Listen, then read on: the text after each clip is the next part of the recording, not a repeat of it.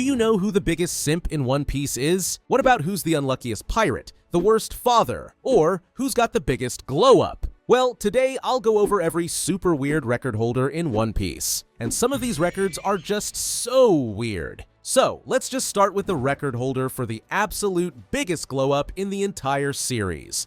And nope, it's actually not Alvida. Yeah, I know, Alvida was this huge and not so charming pirate. But after Luffy sent her flying and she ate the Sube Nomi, boom! She turned into this beautiful and slim woman out of nowhere. Like everyone thought she was super hot. Even women just fell in love with her on sight. But even though this glow-up was insane, someone who had an even more ridiculous glow-up was Marco. I'm serious. Just look at him back in the day. Yeah, that's Marco. I don't know why, but he was definitely in his emo phase. Seriously, he looks like just any random generic pirate. You'd never guess that this guy was the first division commander of the Whitebeard pirates. Like, could you really see Marco flying around in his epic phoenix form looking like this? So anyway, he went from this emo kid to this hot muscly guy with short blonde pineapple hair. And yeah, he now just looks badass. So Marco obviously had the biggest glow up, but who had the biggest glow down? Well, that's easily Big Mom. Back when we see her at God Valley in her prime with the Rocks Pirates, she's this insanely tall, super hot, and way slimmer pirate powerhouse. Like we can actually see her neck. But yeah, we went from this badass pirate to this. Like, how did this even happen? Yeah, I know she's obsessed with food, so I guess she just couldn't stop eating. And because she's so huge, her neck is gone. And honestly, she just looks like a monster. So let's just move on. And now, we've got the record holder for the biggest simp in the series. And you all already know who this is, right? It's of course, Sanji. This man is such a massive simp for Nami and Robin that he literally cooks special meals, desserts, and makes special drinks just for them every single day. And Nami, she knows exactly how much of a simp he is. So she takes advantage of him and bosses him around non-stop. Although, funny thing is, Sanji actually likes being bossed around by her. But being the #1 simp also means that he's a total creep. He's always trying to spy on Nami when she's bathing, constantly sneaks into bathhouses to peek at girls, and the second he sees a super hot girl, he gets an insane nosebleed. Like, he literally almost died at Fishman Island after losing so much blood just from being surrounded by mermaids. But the thing is, Sanji being a simp is actually a good thing. Why? Well, because he's always a gentleman and treats women with respect. He will never lay a hand on a woman, which is super respectable. However, that also gives him some really big problems. Like if he ever has to fight a woman like Black Maria, it's game over. So yeah, Sanji is obviously the biggest simp in the series. But that makes me wonder, who's the biggest non-simp? Yeah, I don't even know the opposite word for simp, okay? But I do know that Luffy is absolutely the biggest non-simp in One Piece. Like, you know how Boa Hancock can turn literally anyone attracted to her to stone with her love fruit?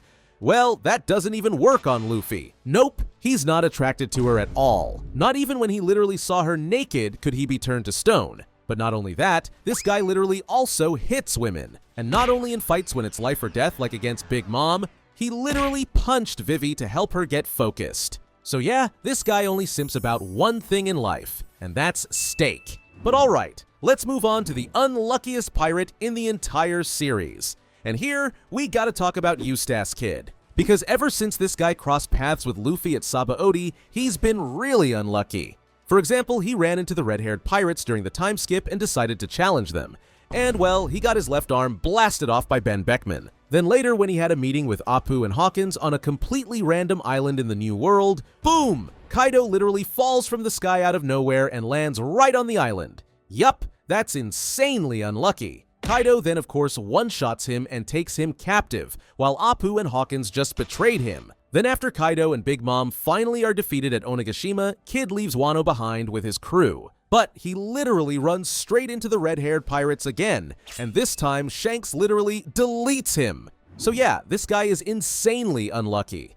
But he's actually not the most unlucky pirate in the series, because that title obviously goes to Don Krieg. I mean, this guy rolled up to the Grand Line with a whole armada. We're talking 50 ships. And what happens? The moment he enters, he runs into Mihawk, who instantly deletes his entire fleet. And Krieg, he barely escapes with his life and gets back to the East Blue. But guess what? He immediately runs into the Marines and he only survives thanks to Jin luring them away. But then, starving and desperate, they finally make it to the Baratie thanks to Jin betraying Sanji, and Krieg wants to take over the floating restaurant and get back on top. But nope, this time it's Luffy who stands in his way. But that's not even the worst part, because Mihawk shows up out of nowhere again and slices up Krieg's last remaining ships. And by the time Luffy's done with him, Krieg's armor is shattered, his weapons are trashed, and even Jin, his most loyal guy, has had enough of him. So yeah, Krieg is literally cursed.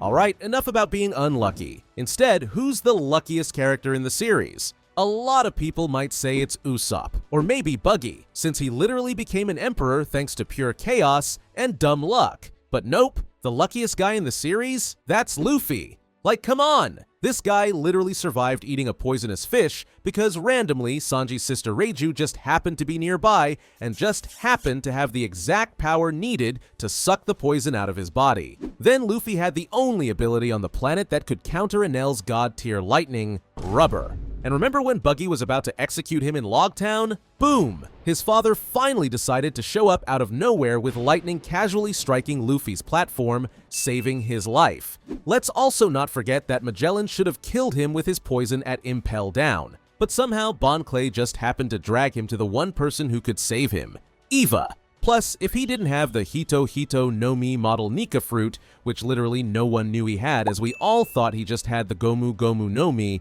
he would have died at Onigashima if the Nika fruit didn't awaken his Gear 5. But talking about luck and plot armor, we gotta talk about the record holder for the "How are you still alive" character. And no, it's actually not Luffy. I mean, sure, Luffy obviously should have died like 50 times, but the character that no one knows how he's still alive is Pell. Because during the Alabasta arc, this guy swooped in without hesitation and grabbed a ticking nuclear bomb that was about to level the entire city, flew it way up into the sky, and then the nuclear bomb exploded in a massive blast. So everyone obviously thought he'd sacrificed himself to save Alabasta, its citizens, and the Straw Hats. But nope, he survived. Yeah, don't ask me how that's possible, like, how did he survive this blast? So Pell has to get the record for most should-have-died character. Now, let's talk about the record holder for the character with the most suicide attempts. Yeah, this is a really weird record, but Kaido has this record on lock. Because the thing is, Kaido actually wants to die a glorious death,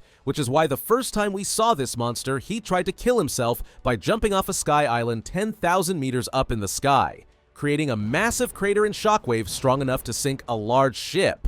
But yeah, he seriously just walked it off with a little headache. So it's seriously become a hobby for him to try to end himself. But every single attempt fails. He's just that durable. I mean, he just can't die. Both the Marines and other emperors have tried to execute him over 40 times, and every weapon just breaks on him. So this guy just can't die, even if he tries to. Next up, let's talk about the character with the best drip. And first up, we gotta talk about Nami and Robin, because these two girls know how to show up. Then we've got Doflamingo, and I mean, his coat and glasses just go crazy, especially when he's got that suit underneath the coat. But the drippiest of them all is Crocodile. He's not only got a golden hook on his left arm, but the way he wears that vest like it's tailored to perfection? Yeah, this guy's drip is insane. Plus, his aura with his ice-cold personality and cigar in his mouth just makes him the drippiest of them all. So Crocodile is the drippiest, but the character with the worst drip, that's gotta be Ivankov. I seriously don't even have to say anything, right? Like, just look at this horrendous drip. Still talking about drip, we've got the record holder for the worst hair. And yeah, that just has to be Mr. 3. He's seriously formed his hair to become the literal number digit 3. And yup, it looks horrendous. He's also got a literal highway down the middle of his head, and his hairline is on his head. And to make it even worse, he's not just rocking the worst haircut in the series, he's also really weak. So yeah, sorry Mr. 3, but you're basically just one of the worst characters ever. But when it comes to the best hair in all of One Piece, we obviously gotta mention Franky. I mean, he's got like 1,000 different cool hairstyles, so he's gotta be in contention for the record holder here. Then again, no one beats Brook. I mean, his afro is just iconic. Like, his afro literally defied death itself. I mean, this man is literally a pile of bones, but somehow the afro survived. So yup, Brook's afro is the best. Next up, let's talk about the worst father, and you all already know it's Vinsmoke Judge. Because this guy is just an absolute trash excuse for a dad. See, Judge didn't even want kids, he wanted weapons. So he experimented on his own children, messing with their DNA to turn them into emotionless killing machines. But Sanji's mom, Sora, literally took a drug to counter Judge's experiments, hoping it would at least save one of her kids from becoming a monster. And it did, as Sanji actually kept his emotions, while the rest of his brothers became heartless. Of course, to Judge, that made Sanji a failure, so he locked him in a dungeon, abused him, and treated him like trash. Then after escaping and finally living a good life, Judge once again tried to destroy Sanji's life by forcing him into a marriage with Big Mom's daughter for his own sake. So Judge is the worst father, but who is the worst mother? Well, first, we obviously gotta talk about Big Mom. I mean, this woman literally kills her own kids. Yeah, we saw her straight up end Moscato's life just because she was in one of her insane hunger rampages. She seriously just didn't care about her own son. Because to Big Mom, her kids are just tools for her dream of creating her perfect world for all races. So if you're strong and useful, cool, you get to stick around. But if you're weak or inconvenient, she doesn't even know you exist. I mean, she's such a terrible mother that the kids who left the Big Mom pirates behind and got married, like Praline and Chiffon, they literally helped to try and assassinate her. But another really bad mother we need to talk about is Baby Five's mom.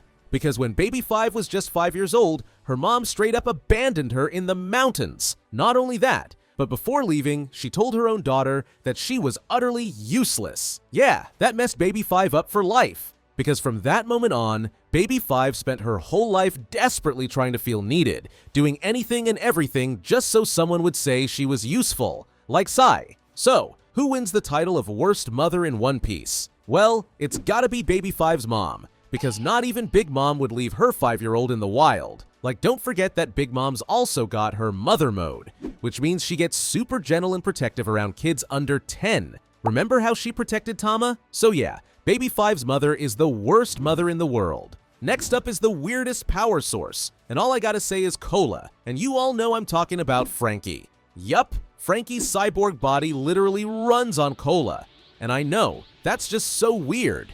Without it, his high-tech enhancements drop from top-tier performance to barely functional. So if Franky runs out of Cola, he can't use his strongest attacks or move at top speed, which is why he's always obsessed with stocking up on Cola. So yeah, if you take away his Cola, Franky is so much weaker. Now we've got most gangsta baby, and that's obviously Capone Beji's son, Capone Pez. Just look at this kid. Even though he's just a baby and can't even talk yet, he's got a beard stubble just like his father. Oh, and he's even got a cigar-shaped pacifier in his mouth. So yeah, this baby's gonna grow up and be exactly like his father. Now let's continue and talk about some of the strongest characters in the series. And the strongest one-armed character is Shanks. Shanks actually lost his best arm, his left one, when he saved little Luffy's life from the Sea King after he was taken by Higuma. And yeah, this is one of the most iconic scenes in the series, with Shanks also giving Luffy his straw hat. But I know what you're thinking. Why didn't Shanks just use Haki and not lose his literal arm? And well, I don't know. Anyway, this guy's got such an insane Conqueror's Haki that he doesn't even need a Devil Fruit to absolutely destroy his enemies. Like, he's literally known for his terrifyingly powerful Haki. I mean, he scared a literal admiral to death at Wano, even though he was miles away. That's how insane his Haki is. Add his swordsman skills and physical strength to that, and Shanks is easily the strongest one-armed character in the series. But moving on from one-armed characters to one-legged characters. And first up, we, of course, gotta talk about Zeph. Zeph lost his left leg saving Sanji from drowning after a storm tossed him into the ocean. Or at least, that's what the anime wants you to believe. Because in the manga, Zeph ate his own leg so he wouldn't starve on that island while giving Sanji all the food. Yep, he ate his own leg. But let's talk about his strength. Because Zeph wasn't just some random cook, he was Red Leg Zeph, famous across the whole world for his insane kicking power. Like, this guy could shatter rocks with a single leg, and even after losing it, he's still super strong with a literal wooden peg, kicking so hard he can blow out multiple fireballs at once. That said, Zeph is not the strongest one-legged character, so instead, let's talk about Aokiji. Because his fight with Aka Inu on Punk Hazard was so insane, it literally changed the climate of the island and cost Aokiji his entire left leg.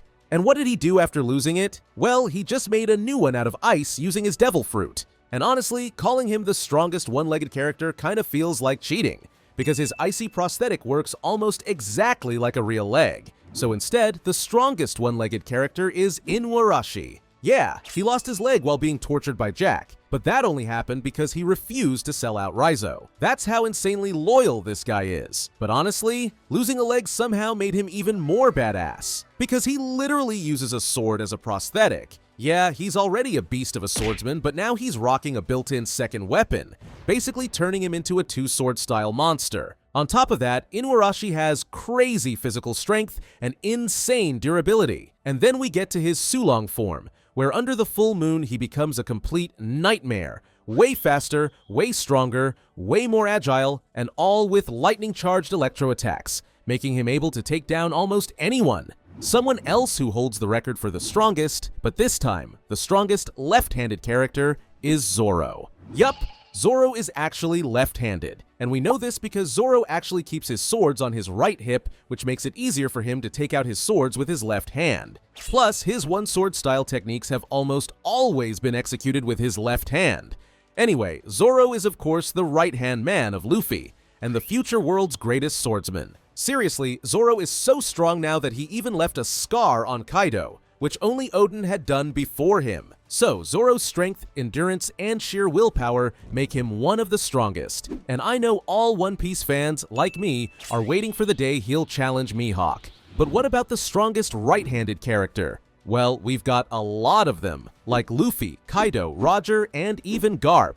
But, seeing as we don't know if Joy Boy or Emu was right or left-handed, the strongest right-handed character is, or I guess was, Portgas D. Zebek. He destroyed the Gate of Justice all by himself, took out a Marine Admiral before even becoming a pirate, and once he did, he led the craziest crew ever as the captain of the Rocks Pirates.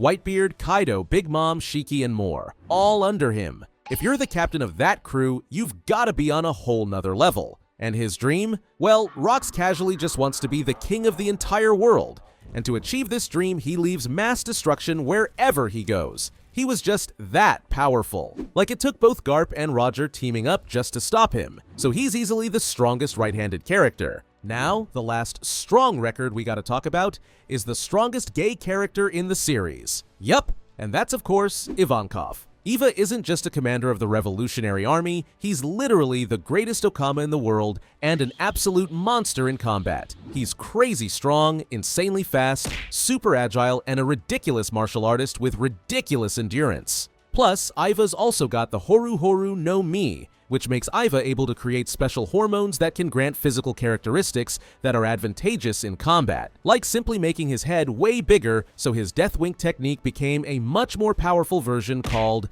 Hell Wink. Or, well, Eva can also just turn dudes into women. So yep, Eva is absolutely the strongest gay character in the series. Now, last but definitely not least, let's talk about the most iconic laugh. And although we've got a ton of iconic and super weird laughs in this series, like Blackbeards and Doflamingos, the one with the most iconic laugh is obviously Brook.